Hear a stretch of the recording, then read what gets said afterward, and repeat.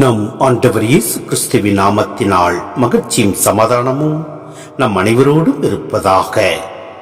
எசேக்கியேல் 17:22-24 முடிய தலைவராகிய ஆண்டவர் கூறுவது இதுவே: உயர்ந்த கேதுரு மரத்தின் நுனி கிளை ஒன்றை எடுத்து நானே நடுவேன்.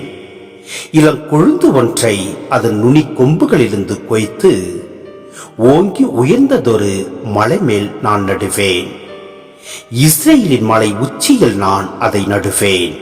அது கிளைத்து கனித்தந்து சிறந்த கேதுரு மரமாக திகழும்.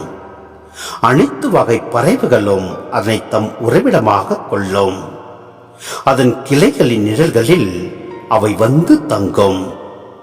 ஆண்டவராகிய நான் ஓங்கிய மரத்தை தாழ்த்தி தாழ்ந்த மரத்தை ஓங்க செய்துள்ளேன் என்றும், பசுமையான மரத்தை உலர செய்து உலர்ந்த மரத்தை தழைக்க செய்துள்ளேன் என்றும் அப்பொழுது வயல்வெளி மரங்கள் எல்லாம் அறிந்து கொள்ளும்.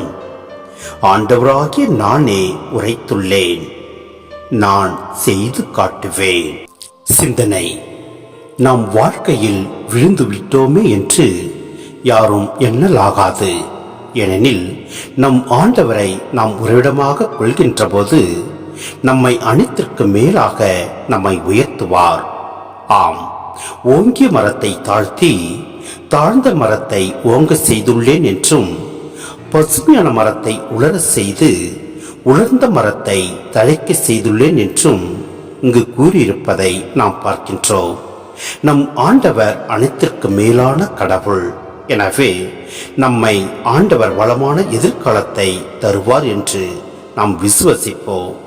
நாம் விழுந்து விட்டாலும் நம் ஆண்டவரில் முழு நம்பிக்கை வைத்து செயல்படுகின்ற போது அனைத்திற்கு மேலாக நம்மை உயர்த்துவார். எனவே கலங்க வேண்டாம். நம் ஆண்டவர் நம்மை வழிநடத்துவார், ஆசீர்வதிப்பார். ஆமேன்.